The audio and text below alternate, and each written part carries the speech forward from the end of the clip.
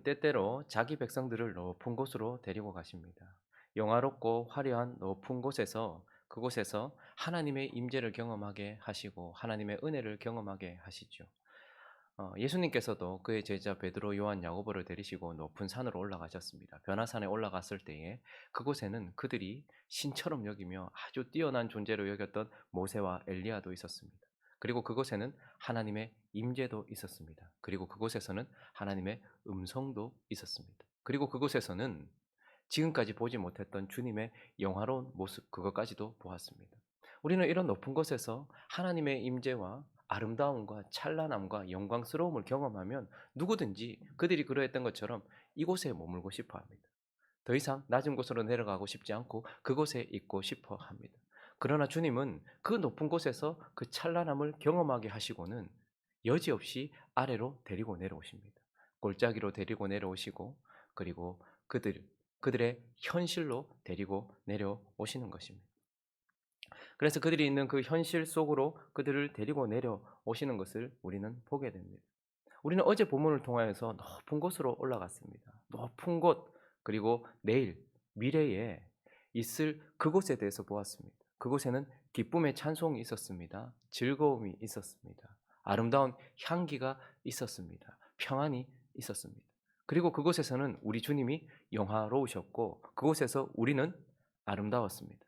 그러나 오늘 본문 말씀 시편 46편은 그렇게 높은 곳에서 그 내일, 그 미래에 그 아름다움을 경험했던 우리를 여지없이 아래로 데리고 내려오시는 것을 보게 됩니다.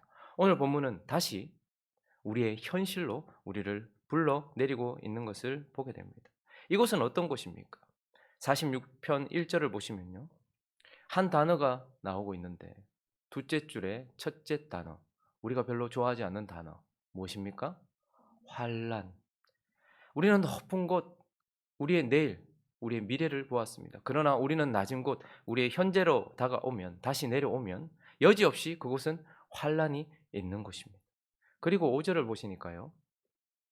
5절에 보니까 셋째 줄 첫째 단어는 무엇입니까? 새벽. 결국 새벽이란 지금 어떻다는 것입니까? 어둠이 있다는 것입니다. 어둠과 혼돈이 있는 우리의 현실. 그러니 아래로 내려오고 우리의 현재로 내려와 본다면 우리의 삶의 상황으로 다시 돌아와 보면 그곳에는 환란이 있고 또한 우리를 어둡게 하는 어두움이 있다라는 것을 보게 되지요. 그리고 우리는 그 높은 곳에선 아름다운 신부였습니다. 완벽한 그분에게 어울리는 신부였습니다. 그러나 현실로 내려와 보면 여지없이 우리는 7절의 단어를 아멘으로 받을 수밖에 없는데 둘째 줄 첫째 단어는 무엇입니까? 야곱입니다. 야곱. 성경의 인물 중에 누구를 나와 비교하면 좋을까? 그 누구도 야곱을 나라고 생각하는 사람은 별로 없을 것입니다. 그러나 우리는 저 높은 곳 미래에서는 예수 그리스도에게 합당하고 어울리는 거룩한 신부였고 아름다운 신부였는지 모르겠지만 그러나 현실로 내려와 보면 저와 여러분은 여지없이 야곱인 것입니다. 11절도 그래서 그 하나님을 11절도 어떻게 말하고 있습니까? 똑같이 둘째 줄 첫째 단어는 바로 야곱. 그러니 우리는 이 현실 속에서는 야곱인 것입니다. 우리가 내려온 이 현실은 환란과 어둠이 있고 환란과 어둠이 있는 현실 속에서 저와 여러분은 야곱인 것입니다. 야곱은 어떤 존재입니까? 야곱은 죄를 향해 치닫는 존재라기보다는 자아를 추구하는 존재라고 볼 수 있겠죠. 야곱은 죄가 좋아가지고 간음하고 살인하고 도둑질하고 이런 것들을 좋아하는 자가 아닙니다. 야곱은 자기를 추구하는 자입니다. 하나님이 이미 주신 것을 알지 못한 채 장자권이라는 하나님만이 줄 수 있는 권한과 장자의 축복이라는 하늘에서부터만 내려올 수 있는 그 축복을 자기 힘으로 얻어보겠다고 그렇게 하나님과 분리된 채 자기를 추구하는 것, 그가 거짓말을 시키고 사기를 쳤던 이유도 거짓말을 좋아하여서 죄인이라기보다는 그 자기 자신을 추구하고 완성하고 올라가기 위하여서 자아를 추구했던 자였기 때문입니다. 그러니 야곱은 저와 여러분을 너무나도 닮아 있습니다. 하나님이 옆에 계신다 말해도 우리는 하나님과 분리된 채 우리 자신의 힘으로 우리 자신의 꿈을 어떻게든지 이루려고 하는 자아 추구의 한 모습, 이것이 바로 야곱의 현상이고 야곱의 진면목인 것이죠. 그리고 야곱은 어떤 존재입니까? 하나님이 크신 은혜로 그의 존재를 바꿔줘도 그의 신분을 바꿔줘도 그 바뀌어진 신분과는 전혀 다른 상태로 살아가는 사람이 바로 야곱입니다. 야곱은 발 뒤꿈치를 잡는 자, 사기치는 자, 뒤통수 치는 자라는 이름을 가진 존재였습니다. 그렇게 뒤통수를 치면 남의 뒤꿈치를 잡으면서 살았던 존재를 하나님이 찾아오셔서 이스라엘, 하나님을 이긴 자, 하나님이 그냥 내어버려 둘 수 없는 하나님을 이긴 자로 존재를 바꿔주셨습니다. 단순한 호칭을 바꿔주신 것이 아니라 발 뒤꿈치 잡는 야곱을 하나님을 이긴 자로 이스라엘로 바꿔주었지만, 성경에서 하나님이 이름을 바꿔주면 언제나 아브람이 아브라함으로 바뀌면 그 순간부터 하나님은 그가 아브라함이라고 말씀하시고 그를 그렇게 불러주시고 아브라함은 아브라함으로 살아갑니다. 사례를 사라로 바꿔주시면 하나님은 여지없이 그 다음부터 사라라고 부르시고 사라는 사라로 살아갑니다. 사울을 바울로 바꿔주시면 사울은 여지없이 바울로 살아가고 하나님도 그를 바울로 부릅니다. 그러나 야곱은 이스라엘로 바꾸어 주었지만 그 다음 장에 넘어가면 어떻습니까? 여전히 야곱이라고 부를 수밖에 없는, 존재의 변화는 있으나 상태의 변화, 그의 본질적인 변화는 있었으나 그가 그런 본질, 그의 존재에 맞는 삶을 살아가지 못하는, 저와 여러분을 너무나도 닮은, 우리는 하나님의 자녀가 되었고 그리스도의 신부가 되었으며 성령의 전이 되었음에도 그렇게 존재가 바뀌었어도 그런 상태로 살아가지 못하는 그런 모습, 그것이 바로 야곱입니다. 현실로 내려오면 우리는 환난과 어둠이 있는 이 땅에서 여지없이 야곱의 모습으로 살아가고 있는 것을 보게 되고, 하나님은 어제 그 높은 곳, 그 미래에, 그 찬란했던 그곳에서 아름다움을 가지고 있었던 신부의 모습을 보게 하시더니 현실로 여지없이 끌어내리셔서 이곳에 있는 환난과 또 어둠을 보게 하시고 이곳에 있는 저와 여러분의 현 상태, 야곱임을 또다시 보여주고 계십니다. 그러나 오늘 본문은 이런 46편 전체를 통하여서 이런 현실 속에서 이런 야곱과 같은 우리에게 하나님은 어떤 분인지, 그 은혜의 하나님을 우리에게 명확하게 또한 보여주고 계시는 것입니다. 저 높은 곳에서는요, 주님의 아름다움도 그리고 그곳에 있는 찬란함도 빛나고 그곳에 있는 우리도 빛났지만, 그러나 이곳에서는요 오직 하나님만 빛나는 것을 보게 됩니다. 그래서 46편에 반짝반짝 빛나고 계신 우리를 향한 그 하나님이 어떠한 분이신지 몇 가지 교훈을 살펴보려고 합니다. 이러한 어둠과 현실 속에 야곱과 같은 우리에게 하나님은 어떤 분이십니까? 여지없이 찾아오시는 분이다라고 우리에게 말씀하고 있습니다. 자, 46편 1절을 읽어보겠습니다. 시작. 하나님은 우리의 피난처시요 힘이시니 환난 중에 만날 큰 도움이시라. 우리의 현실을 한마디로 말합니다. 환난. 그러나 2절과 3절을 보면 아주 큰 환난이라는 것을 우리가 보게 되죠. 우리가 감당기 어려운 환난이 우리의 삶의 현 주소입니다.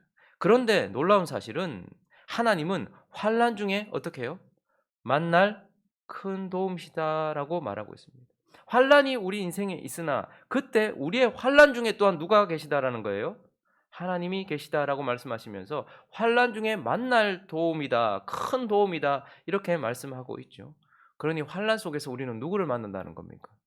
하나님을 만난다는 거예요. 그런데 여기서 환난 중에 만날이라는 이 니무차라는 단어는 우리가 하나님을 만난다는 게 아니에요.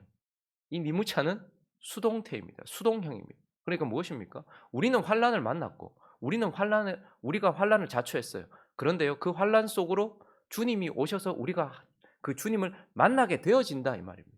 그러니 하나님 편에서는 하나님이 환난 속으로 찾아오셨다라는 것이고, 우리 편에서는 수동태예요. 우리는 하나님께 나아가지 않았고 하나님이 우리를 만나 주셨다라고 말씀하고 있는 것입니다. 그래서 실제로 창세기 28장에 보시면요, 야곱의 삶 속에 큰 환난 중에 하나가 바로 창세기 28장 10절을 보시면 한번 읽어볼까요? 시작.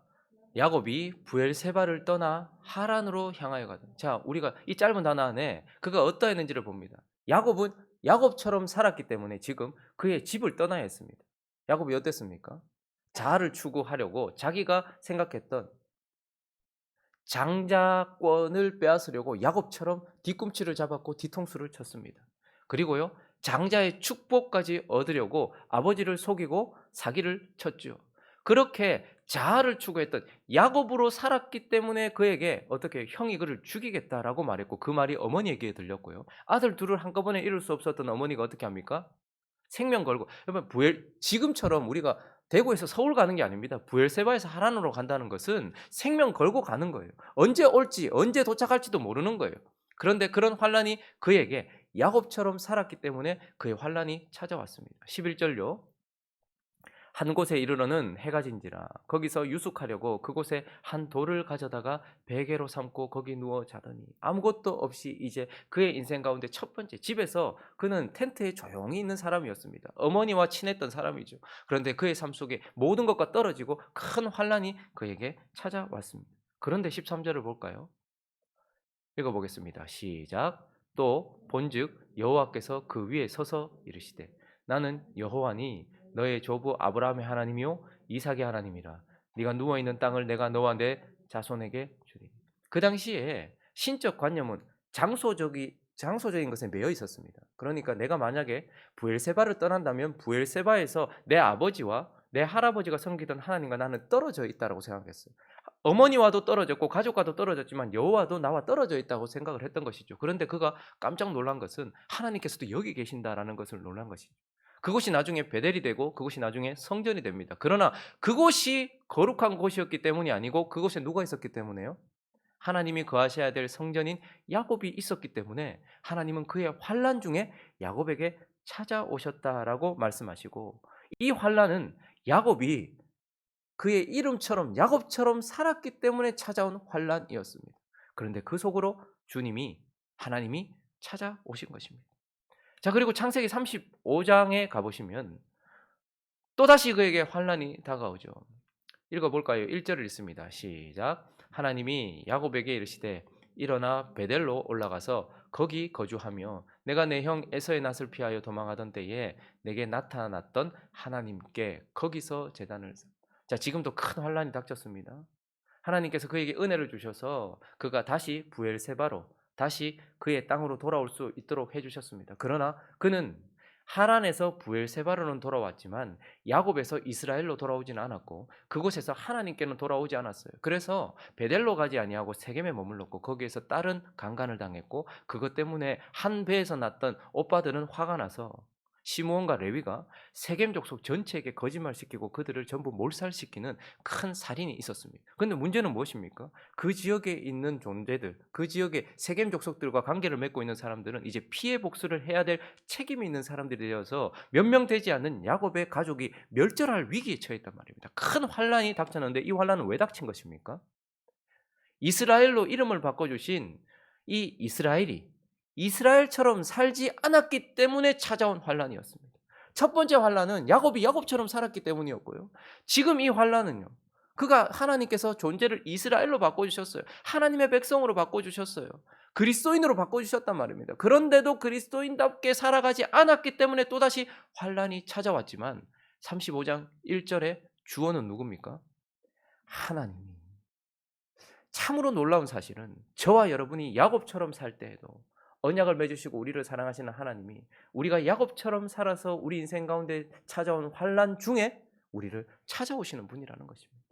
그리고 또 하나 은혜로운 사실은 우리는 하나님 앞에 이스라엘이 되었습니다만 그러나 이스라엘처럼 살지 못해서 찾아온 환난 속에서도 하나님이 어떻게 하십니까? 그 환난 속으로 우리에게 찾아오시는 분이다. 현재는 어둡고 우리도 야곱처럼 어둡지만 그러나 우리를 찾아오시는 그분이 우리를 빛내고 계시고 찾아오시는 분이다라고 말씀하고 계시는 것입니다. 자, 그리고 오늘 이러한 현실 속에서 야곱 같은 우리에게 하나님은 또 어떤 분이십니까? 도우시는 분이다라고 우리에게 말씀하고 있습니다. 도우시는 분. 자, 우리 1절 말씀을 다시 한번 보시면요. 하나님을 이렇게 표현하고 있습니다. 시작. 하나님은 우리의 피난처시요 힘이시니 환난 중에 만날 큰 도움이시라. 그분은 우리에게 찾아오시기만 하시는 분이 아니고 우리를 도우시는 분이다라고 말씀하고 있습니다.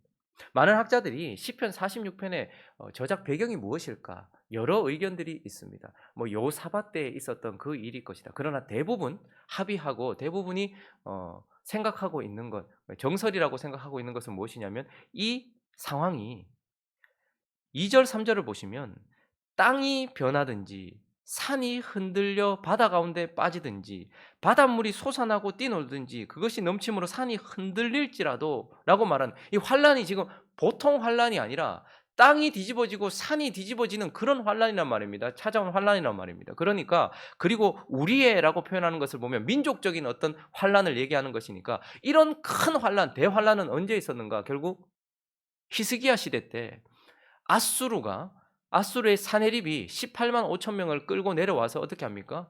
유다 전체 한 46개 성읍을 모두 다 먹어버렸습니다. 이제 남은 것이라고는 한 개 성읍과 예루살렘 성읍밖에 없었던, 그러니까 나라가 망하기 일보 직전이었던, 그들의 용맹한 군대가 내려올 때 산은 흔들렸고 땅은 흔들렸으며 바다가 뒤집어 엎어지는 것 같은 그런 큰 환란이 그들에게 찾아왔단 말입니다. 그래서 그들에게 이런 환란은 아마 히스기야 시대 때 그 아수르의 사네립이 내려왔을 때에, 그래서 예루살렘이 이제 멸망하기 일보 직전, 그들이 끝나기 일보 직전이었던 그때라고 생각을 합니다. 그러니 얼마나 큰 환란이었습니까? 그런데 오늘 본문은 환란을 크다 말하지 않고 뭐라고 말합니까? 환란 중에 만날 큰 도움, 하나님은 그것보다 더 큰 환란보다 더 크신 도움을 주신 분이다라고 말씀합니다. 여러분, 이미 모든 성읍들이 다 무너졌어요. 예루살렘만 남았습니다. 그런데 어떻게 됩니까? 하나님이 하루아침에 18만 5천 명을 어떻게 합니까? 모두 몰살을 시킵니다. 그럼으로써 나라가 다시 살아나게 되는 것을 보면서 하나님은 우리에게 우리의 환난 중에 찾아오셔서 우리를 큰 도움으로 도우시는 분으로 우리의 환경을 변화시킴으로 우리를 도와주시는 분이다라고 말합니다. 18만 5천 명이 우리를 에워싸고 있었던 그 환경을 하나님께서 찾아오셔서 변화시키고 상황을 변화시켜 주심으로써 우리를 도우시는 분이다라고 말씀하고 있죠. 우리가 감당키 어려운 환경들이, 그런 상황들이 우리를 둘러쌀 때가 있습니다. 그러나 그때에도 하나님은 그 환난보다 더 큰 도움으로 우리의 환경을 바꾸셔서 우리를 도우시는 분이라는 것을 기억하시는 저와 여러분 되시기를 예수 그리스도의 이름으로 축원합니다. 그리고 또 5절은요. 그분을 이렇게 말하고 있습니다. 5절을 읽어볼까요? 시작. 하나님이 그 성중에 계심에 성이 흔들리지 아니할 것이라 새벽에 하나님이 도우신, 큰 도움이라고 표현했던 하나님을 이제 새벽에 도우시는 하나님으로 표현하고 있습니다. 여기서 말하는 새벽이라는 단어는 포케르라는 단어는 밤의 끝과 아침의 시작점을 말하는 것입니다. 참 미묘한 시작점이죠. 그러나 어쨌든 이 속에 있는 사람에게는 밤의 끝과 아침의 시작이니까요. 이 속에 있는 사람에게는 여전히 어둠인 거예요. 그러나 이 어둠이 가장 짙은 어둠인 것이죠. 가장 짙은 어둠과 혼란의 시간, 그것이 바로 새벽인 것입니다. 그리고 또 이 속에 있는 자는요, 무력하게 아무것도 할 수 없는 시간, 나는 아무것도 볼 수 없고 아무것도 할 수 없는 시간이 바로 새벽인 것입니다. 가장 짙은 어둠으로 나를 둘러싸고 그 속에서 나는 아무것도 보지 못하고 할 수 없는 시간이 바로 새벽인 것입니다. 그런데 그때 하나님이 도우신다. 새벽은 하나님의 시간인 것입니다. 그래서 실제로 야곱에게 하나님이 어떻게 도우셨습니까? 창세기 32장을 가보시면 야곱은 그렇게 라반을 뛰어넘었습니다. 그리고 이제 하나님이 나를 다시 부르셔서 나의 본향, 나의 본토로 돌아가려고 했는데 그곳에 가는 길에 이제 가장 무서운 적이 남아 있었죠. 누굽니까? 그 몇십 년 전 자기를 죽이려고 했던 형 에서였습니다. 그런데 그에게 예물을 보냈는데 돌아오는 소식은 무엇입니까?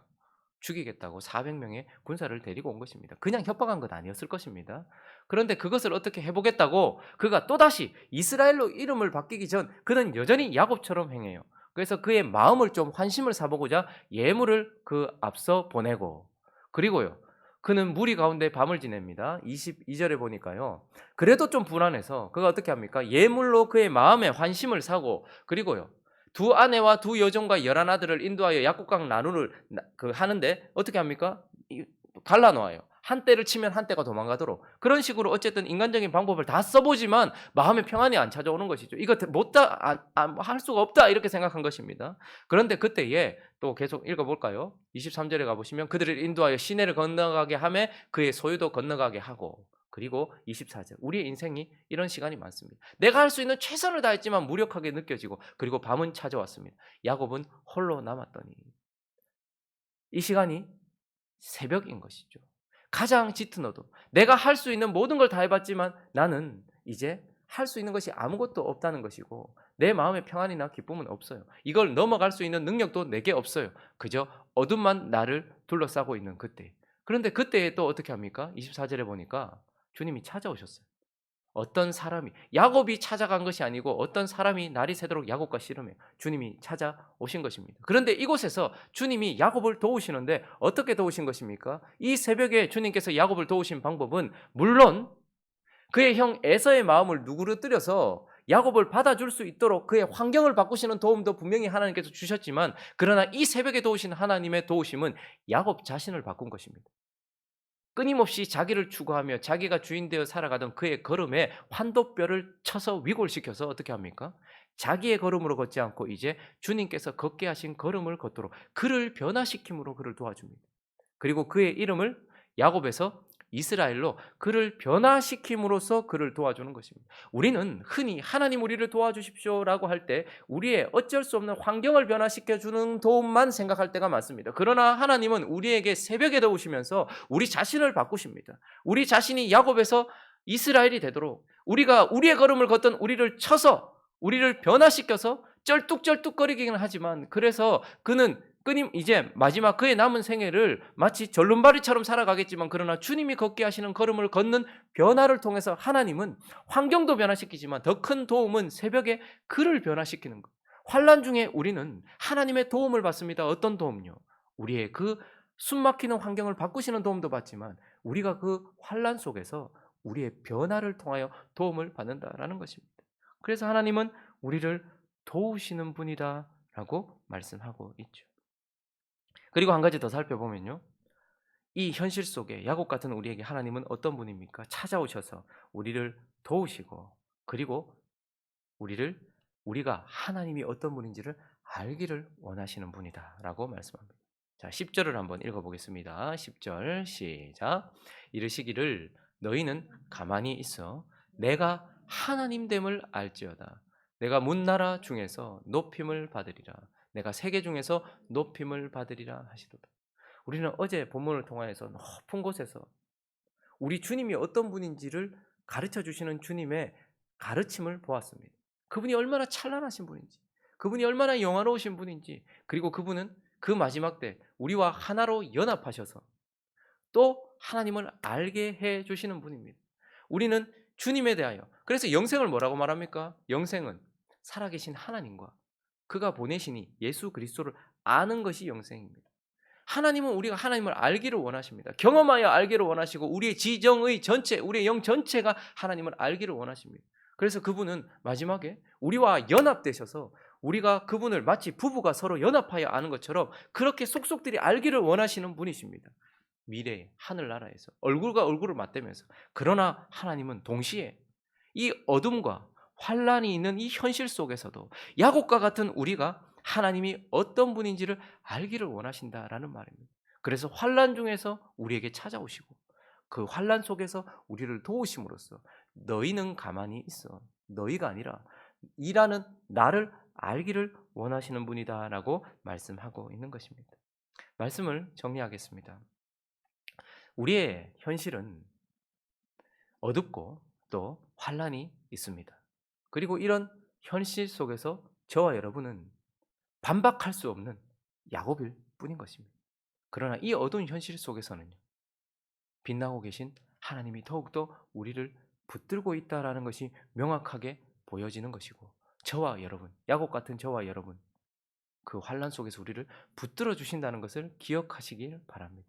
그래서 환란이 찾아오시거든 여러분 이제 환란이 땅이 흔들리고 산이 뒤집어질 것 같은 그런 환란이 찾아오시거든 그때에 우리는 환란이 아니라 환란 중에서 하나님을 만날 것임을 기대하시는 저와 여러분 되시기를 원합니다. 환란이 우리 앞에 왔습니까? 우리는 환난을 만날 것이 아니라 환란을 통하여 찾아오시는 하나님을 만나게 된다는 것을 기억하시라는 말입니다. 그리고요. 어둠이 찾아왔습니까? 그때에 어둠이 우리를 덮을 때 우리는 밤에 서 있는 것이 아니라 새벽에 서 있다는 것을 늘 기억하시기를 바랍니다.